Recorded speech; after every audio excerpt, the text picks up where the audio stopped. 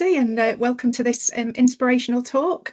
I'm doing the introducing today. I'm Louise Berwick. I'm the Director of the Primary Care Workforce and Training Hub in South Yorkshire and Deputy Chair of the Women's Network.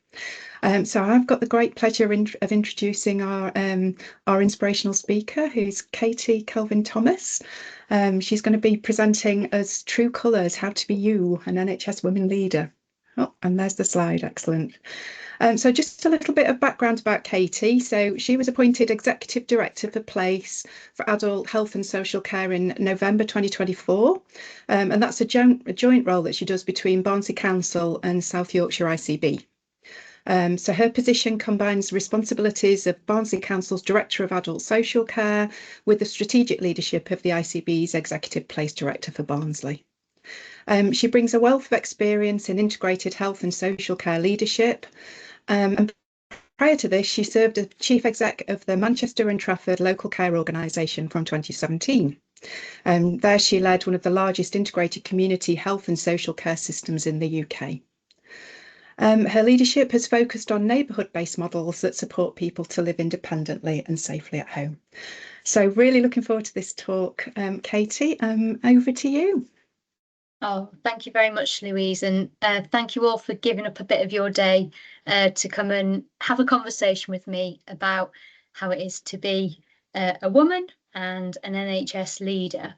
When I was thinking about this, I've been thinking about it for a few weeks actually, but when I was thinking about it this morning, I was thinking, how inspired do I feel today? And I have to say, my inspiratometer, I can't even think what we might call it, but that was not feeling particularly high this morning when I sort of drove in. Although the beautiful sunrise over the Woodhead as I came into Barnsley was lovely. So my plan this morning is just, or this afternoon as it now is just to talk probably for about 10 or 15 minutes, just to give us a bit of food for thought with a bit of my experience as an NHS leader. I don't hold myself up as any massively amazing example of this. This, you will see, is much more about how do you navigate a world that is sometimes a brilliant world to be in and sometimes a tricky world to be in, and how do you use your own thoughts, your own instinct and the person that you are to do some of that, and then to really keep that focus on how we deliver better for people in our communities. So next slide, please.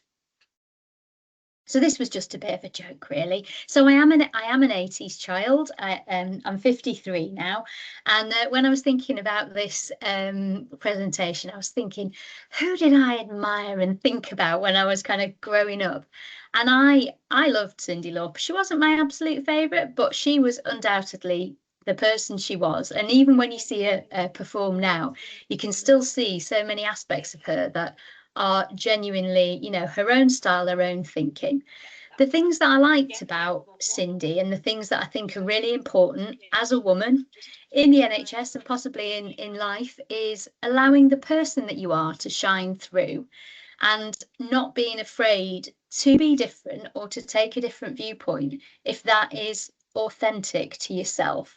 And often I certainly find myself in conversations where I sit and I'm listening to what's going on and I think, I don't know why we're having this conversation like this. It's making no sense to me at all. Why aren't we talking about X or Y? And then I try and think, right, well, how do I introduce that into the conversation so that we can kind of potentially go on a different turning? But I think it is quite hard, I think, certainly in the current way the NHS is shaping up. It feels like we've gone back about 20 years, in my very humble opinion, into a kind of command and control. You're not allowed to question, you're not allowed to have any other ideas. So I think trying to hang on to being confident about your ideas and pushing things in the direction you think is right is something that's very important. And then I also think something for me, and this was more by accident than by design, having colour and a bit of flair and having, you know, some beauty kind of ended up shining through this presentation a little bit. And it made me think about actually some of what I think we have to kind of regain in public service, which is that although it is incredibly difficult, and we all had the really challenging news from an ICB perspective last week that we're back into consultation, actually the reason we started out doing what we're doing was about how did we make things better? How did we make a difference to the people in our communities that need support and services wrapped around them? So how do we try and retain some of the beauty of that original thinking and some of the beauty of why we started doing the jobs we did within what can only be described as a really challenging environment? So channeling my own Cindy, let's go into the next slide, please. So this is just a little bit of a slide about just how I want to talk us through what we're doing today. So I'm going to tell you a little bit about me, a bit about career highs and lows, a little bit about what I've learned. None of it's too deep. And then I thought, let's have a conversation if people are up for it. If people aren't up for it, you just want to eat your lunch, you want to go and grab a coffee before your next meeting, that is also absolutely fine, because I know what my day has been like up until this point. And I was intrigued again by myself, by the fact that you'll see my next slide in a minute, but when I put in a bit about me, I completely forgot to tell you some really important things. So I went through into my career and what I've done in my kind of career life. But probably the most important things about me alongside that are the fact that I'm a mum. So I've got two girls, Lucy and Sophia. Sophia's 20, Lucy is 13. I have a dog who is absolutely amazing. She's fluffy and sweet, and probably my oh, that's nice, Chloe, thank you. Who is just fluffy and sweet, and I adore her mostly because she is the one person in my life that is always happy to see me and gives me the most amazing cuddles when I arrive at home after the day's work. So getting that sort of unconditional love and being able to sit and just give her a bit of a cuddle is amazing from my point of view. I'm also married to David, my husband. I was a late bloomer. I actually thought I would never get married, but I ended up marrying David about 7 or 8 years ago. Interestingly for me, and again, I haven't sort of said this, so I have really struggled to, so I'm still Katy Calvin Thomas at work, but my married name is actually Kay, and I still, after 7 or 8 years, can't change everything. I've got most things changed to Kay, but work is still Calvin Thomas. And I regularly get myself into hot water because somebody will send me something, like the dentist recently did me a prescription because I had a problem with my gum in Calvin Thomas, and then the pharmacy wouldn't let me have my drugs because I'm down as Kay.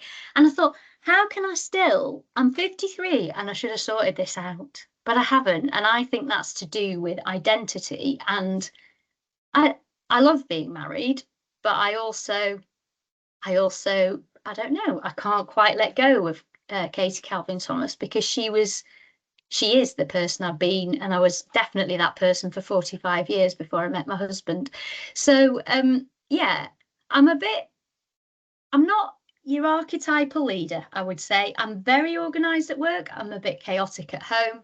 I like things not to be planned when I'm at home, whereas in work I'm much more organized, I would say. So let's go into the career highs and lows, because then I think you'll get a bit of a sense of a bit more of what Louise started with. So I came into the NHS after I think it was about 4 or 5 years potentially before after I left university. So I studied English language and literature at university, went to Liverpool University, absolutely loved it. Couldn't get a job when I left university because there was a recession on, and employers, if I did manage to get an interview, employers would look at me and say, well, why on earth have you gone for an English degree? What good is that to anybody? You should have trained to be something. And I just kind of remember sitting there thinking, oh my God, what on earth am I going to do with my life? And that's kind of, in the end, I thought, what I've got to do is just get a job, any job. And that is how I ended up via a job centre working in Aintree Super Bowl, because I stayed in Liverpool for a few years after university. And it was my first proper job. actually, and I was working in the diner, cooking fries, and as I said in my little intro, the other massive perk of that job was that I got to dress up in a bowler bear costume, full massive head, all of the fur for children's birthday parties, and get slightly abused by small Liverpudlian children, kind of kicking me, going, "Does that hurt?" And you'd have to be going, "Oh, happy birthday," and just thinking, "Oh my goodness, what on earth is happening with my life?" And I think for me, at that point, I was about 21, and I genuinely felt like I really had no idea what I was going to do. I kept looking for other jobs and eventually ended up working for Barclays Bank, again on a temporary contract, processing checks and other and credits. That's what they used to do in the old days before it was all mechanized, and then made my way onto the counters. And I guess what I realized there was I actually liked listening to people and helping people with things that they needed. And that gave me the confidence really to go back round and think, right, what is it that I really want to do with my life? And what do I think I would be good at? And that's when I signed up to the NHS management training scheme. I was successful in getting on that. And really, I think that from that point, really, that set my career on the trajectory it's now on. I love the management training scheme. It was really an opportunity to do lots of different things, get lots of different experiences. And I think critically, well, definitely for me as a person, possibly for me as a woman, it also had a really strong developmental component with coaching and mentoring and other things. So I was very quickly kind of connected to people and thinking that helped me think through, so who am I in this context and how do I be the person I want to be as I go through my career. And I think that has just been invaluable to me over the last years and months of my career. I've always been interested in prevention. And how do you bring stuff together? It makes no sense to me that things are separate if it's going to be better for the person we're supporting that they're together. And whilst my other management training scheme colleagues went to New Zealand and far-flung places, I went to Gateshead and worked with what was the, I guess, the first test of the Blair government to try and bring health and social care together. And I worked for the chief exec at Gateshead at that time, supporting him. He was an acute trust chief exec, but supporting him to pull together the first health action zone. And really, from then on, although I had a chunk of experience in an acute trust, kind of the operational side of acute trust, from that point on, I think that really set me on a track of thinking through how do we bring the services that we provide into the right place for people, and how do we try and go upstream of what we're providing at the moment for people. My community and mental health experience, I was an exec director for about 8 years in a trust called Pennine Care, and that was a really interesting experience for me as a female leader. So I started in that organisation as quite a junior member of staff. I'd come off the training scheme. I ended up in, people on the call will remember the modernisation agency, I'm sure. I started in modernisation role in that trust, and then through the work that happened in that role and through the work that we did to become a foundation trust, by the time we became a foundation trust, I'd worked my way up to being an executive director of strategy and planning for the organisation. I did a lot of the work to pull us together to become a foundation trust. And when I became part of that leadership team, I was the only woman in what was a very well-established male. I think all my directors that I worked with were at least 20 years older than me, which was an interesting experience. It wasn't all bad, but I think that we probably still underestimate how hard it is for women in leadership in the NHS and the public sector. Being in an environment where often there's quite a collegiate, sometimes collegiate male dominated culture, and that's really difficult as a young or younger woman leader. And what I used to find in that experience often was that I would come up with an idea, or I'd say, well, why don't we try to do X? You know, why don't we try and really build together the work we need to do to develop our services as a mental health trust? But let's have our nursing team lead some of that work on service redesign. And then what would invariably happen, and these are some of my career lows, just to give you the heads up. So what would invariably happen is that my chief exec, who I got on very well with at the time, would go, oh, here we go again. It's the famous five. Have we got any ginger beer to go with this brilliant idea that Katie's had? Now, he said it in a very affectionate and teasing sort of a way. But as you can imagine, I was, I think, about 28, maybe 29 at that time.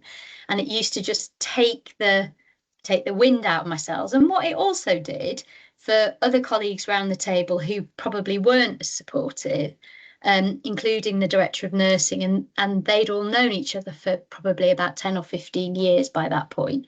I was pretty new. It then allowed other people to then kind of chip away and say, well, we don't really need a service development strategy in that way, do we? And that's nothing to do, the nursing team won't be interested in doing some of that.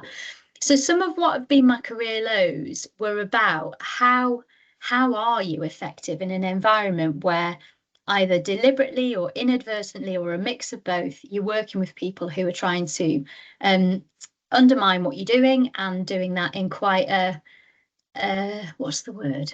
You couldn't ever say it was really bullying, but it was just undermining. So what I did in that situation, and I, again, supported by the same chief executive that did it, was I got some more development, and I got a great woman coach as part of that development. And she really, really helped me with finding my own voice. And I think it's really important, if you get an opportunity to get some coaching, to really invest in that. What she helped me do was manage to kind of still the adrenaline rush that I got every time I tried to open my mouth in some of those exec meetings. She helped me to relax into, actually, I'm going to just hold a bit of the silence for a minute, because what it helped me do in those situations was gather myself, gather my thoughts, and make my point. And then also the other thing she helped me with was when people were saying things, not to laugh. And it's not that you shouldn't laugh at humour, but I would often, in a kind of quite nervous way, sort of go, oh yeah, that's really funny. And she helped me to just hold the space. And what started to happen, with just some really small tweaks, I think, for me as a leader, and for me in the dynamic with the other people in the room, it just started to quell the noise and to create a different environment that I was working in. And I've never forgotten that. I think it probably became a bit more part of my DNA in the way that I do things. And it also just really helped me to develop my leadership style. And, at that same time I was in that organisation, I'd had both my kids as well. So I was madly juggling between being an exec director and having my kids with a 7-year gap.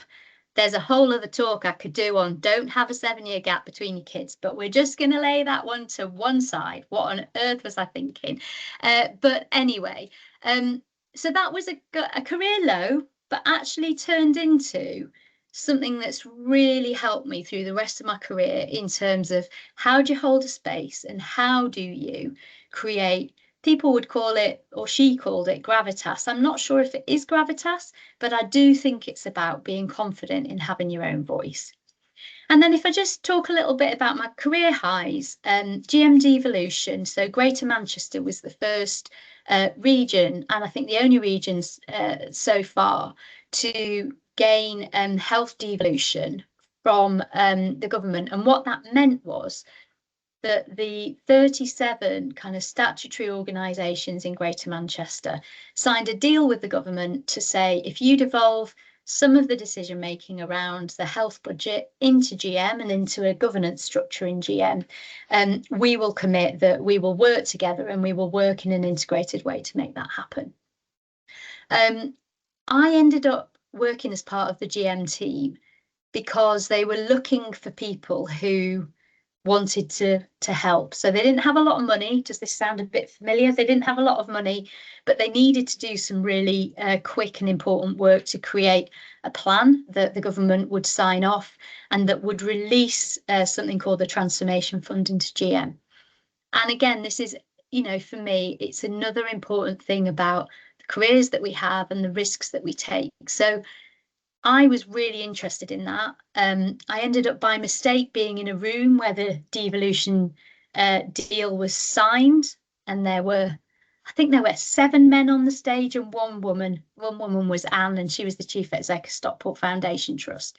And I thought, oh my God, this is amazing. Can you imagine if we could take some of the power and some of the control into the local system for the investment of health resource, and what could we do in the prevention area, what could we do in the neighbourhood area? And so I said to my then chief exec, actually, I'd really like you to support me to go on a secondment to help with some of this. And when I met the chief exec who was leading that work in Manchester, he said to me, so what do you have to offer? What do you want to do? And I said, do you know what? I'll basically do anything. I don't mind. I said I can turn my hand to almost anything. I'm really good at writing and I'm really good at strategic planning. So if that's what you need me to do, I'll do it. And in the end, I ended up pulling together the plan, which was called Taking Charge for the 37 organisations. But what that career high for me did was really unlock another bit of my thinking as a leader about how health connects in with wealth and growth for places, and how the offer that we make in health and how the support that we give to people can also transform their lives in terms of people being able to find new jobs, to get into training, to find meaningful experience, and how all of that can help an area and an economy flourish and grow. It doesn't always work, but it was a new thing for me to be thinking about the value of what we do in the health service as part of that bigger picture. And I know at the moment, certainly the rhetoric coming out of NHS England and Department of Health and Social Care is a bit more like, NHS, you should just stick to your knitting and deliver the 4-hour target. And I don't necessarily disagree with that, but I think we really, really miss an opportunity if we don't think about how what we do really is part of the bigger offering for a place. Okay, I've got a couple more slides and then I'm going to be quiet. So next slide, please. Okay, so one of the things that I try and do all the time is to kind of challenge my thinking. And I nearly put that as challenge my feeling, because I would say I get quite strong feelings about something, not in an emotional way, but I'll suddenly think, no, that's the thing I think we need to explore a bit more. But then I thought it sounded a bit weird. So anyway, challenge your thinking.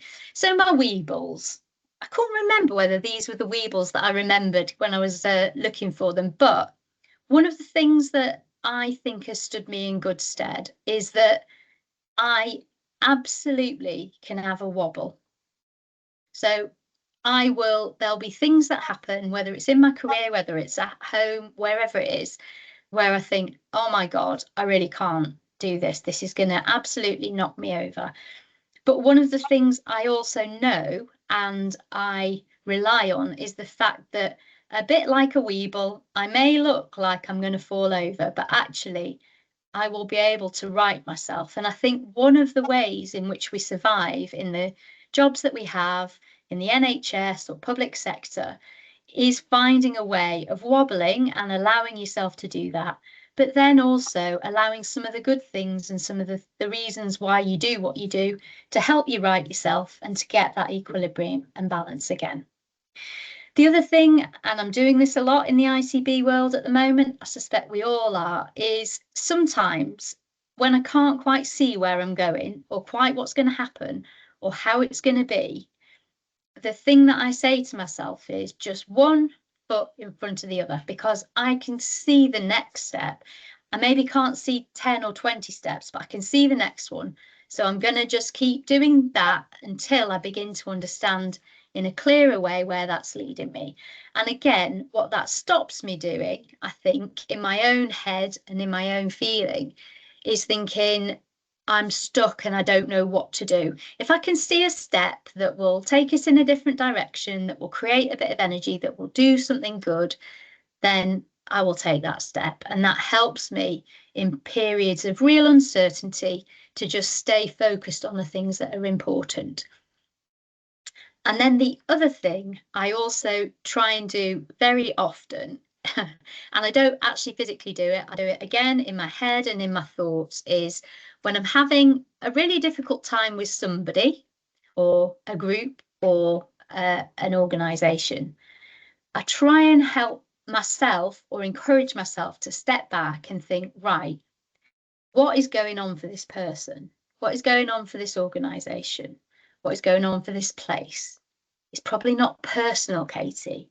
And actually, if you can figure out what's going on, then there's probably something you can do to help and support, something to move forward. So this thing about stepping into somebody else's shoes, I think really helps me when the going gets tough to think through, right, what are the options? What can we generate? What can we do next? Next slide, please. Okay. So staying open to opportunity. So I don't know any of you as well as I've known my other teams. In fact, some of you I've never met face to face. I know my team in Barnsley, we do meet face to face. We probably see each other a bit more online. But if I was being harsh about myself, I'd say I'm quite odd in the sense that I'm interested in things that seem to have absolutely no connection to work, but they are things that really inspire me and help me think again differently or to reframe something. So I've used an example of a book there on the left, which is called Finding the Mother Tree. And I absolutely love this book. So this it's a very long book. You can have a look online for it. There's some good TED Talks by the woman who wrote it. But essentially, it's an amazing story of a woman researcher who was one of the only women to be originally part of the logging industry in Canada. And the book basically is a description of her journey through kind of trying to influence the logging industry to do something differently. She took a lot of abuse, a lot of difficulty. But what she discovered about forests is that underneath the surface of a forest, it's the connections underneath trees that are growing that begin to make a forest either healthy or not healthy. It's the connections between the trees through the mitochondria, so through the mushrooms and other things that create a thriving forest. And she also discovered that often within a forest, there's a mother tree that begins to, if a tree is in distress somewhere else in the forest, can absolutely 100% put more nutrients and more moisture its way and begins to kind of govern that ecosystem so that everyone flourishes and survives. And I love the book. It is a bit geeky, to be fair. There's quite a lot of data in it. There's quite a lot of research, but it really inspires me because I can see so many parallels with what we do in communities. So making sure that those connections that we create as we do neighbourhoods are really deep, understanding what's underneath the surface, because often that's the bit that we need to really nurture and cultivate. The whole idea of the book is about actually the kind of received wisdom that was to be strong. You only had to grow pine trees in a forest. Her research found that if you grew lots of different trees, they actually enabled the pines to grow stronger and better, and that actually a diversity of species, a diversity of voice, a diversity of thought is something that creates stronger, more resilient systems. And I think for me, this is just one example of using some things that you are interested in from your life and using those to give you energy in a time when sometimes from a work perspective it's quite hard to see where you're going to go next and how you reframe something. So just a really small example of something that I think helps me to find a path. And then my final slide, and then I'll shush because I think I've gone on a bit long. I still use this. So 5 ways to well-being. Honestly, it is researched. It is absolutely one of the things that helps us stay healthy as people and individuals. But I would really encourage you not to create it as a list or another thing you have to beat yourself over the head with, but just think about how you in your life are doing some of these things to help with your own well-being, because at the end of the day, if you're feeling better in your work environment, in your home environment, wherever you are for you, then you will be able to give better advice, support and leadership to others around you. And I think this is just a really simple, easy way just to kind of give yourself a moment, take a breath and think, is there something else that I can do to help with my well-being? Because we know how tough it is in the working world that we all inhabit at the moment. But if you're anything like me, you've got just as much challenge and interest going on in your family and home world. And these just kind of create a bit of space to do something that is for you, to keep you thriving and being able to show your true colours. So that is me done. I hope that's okay. Thank you, Katie. That's fantastic. Thank Lots you. of rounds of applause and hearts coming up on the screen. We've got some questions coming in.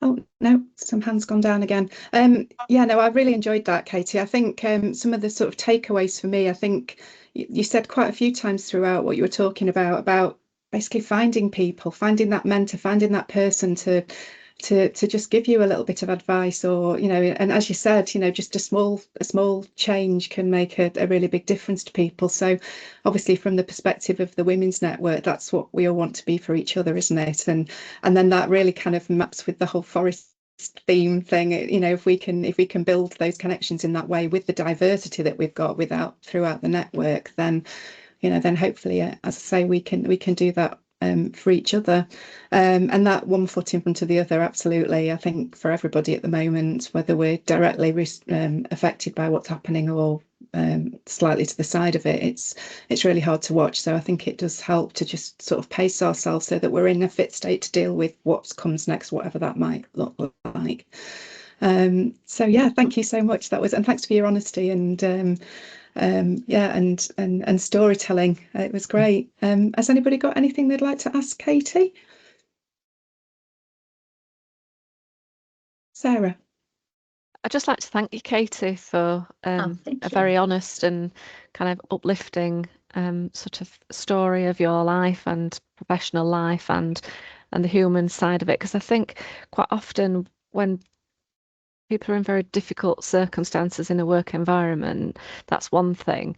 But then the balance with family is just as important. That's really hard to find sometimes, isn't it? In terms of the pressure here and then the different kinds of things there. So for me, it's really inspiring to hear that we all can have these challenges and that we navigate them the best way, one foot at a time forwards, and things work out. So thank you. Thanks, Sarah. Emma, do you want to come in?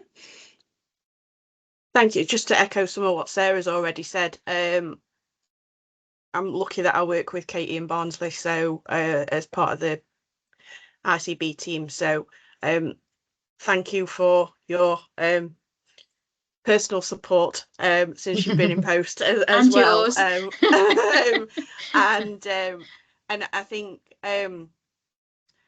the candor that you showed throughout that, you know, your journey, and sharing that with us, I think is much appreciated, especially at the moment. I think we're probably all having quite a lot more peaks and troughs in our personal journeys at the moment and our careers than we would like, I suppose, to deal with. And I think, as you mentioned, around navigating that that work life and home life balance, and that, just remember to kind of breathe, take a step back, and kind of be human and be kind to yourself. I think the fact that none of us have the answers to everything all of the time, and that's okay, is also a lesson that is really key at the moment.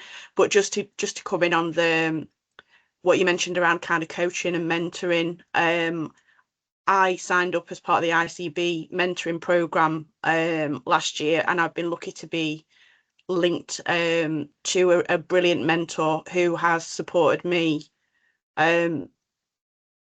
really effectively over the last year, and who I find really kind of inspirational and really admire. And so I suppose, just echoing that, if people have that opportunity to kind of sign up for coaching or mentoring from a personal perspective, that's really helped me kind of personally and professionally over the last year or so. And you know, I think the overwhelming takeaway from today is it's kind of okay not to have all the answers, and it's okay to be human, and it's kind of okay to be imperfect and kind of question yourself. But I think just being kind to yourself and not thinking that you're kind of alone in all of this is really key. So thank you very much. Thanks for that, Emma. That's great. There's also in the chat, one of the questions is, when and how did you discover that you were good at strategic thinking and writing? And just put, I know many women don't understand their strengths. That's a great question. I suppose for me, I've always enjoyed words and reading, and I think that's sort of what led me into kind of university and studying some of that. And I think for me, I think being able to use words to tell a story and to take somebody through a journey, whether that's to do with something to do with how you might prevent or support a child who maybe needs to eat more healthily or do more exercise, or whether that's if somebody has an illness that you're trying to support them to manage. I think that more simply that we're able to describe that and to really link that into what is it that's going to motivate that person to do that for themselves, is the kind of thing that in some ways motivates me to communicate through words. I think in terms of strategy, I'm always really interested in strategy as a route to how does it change where we are into something better.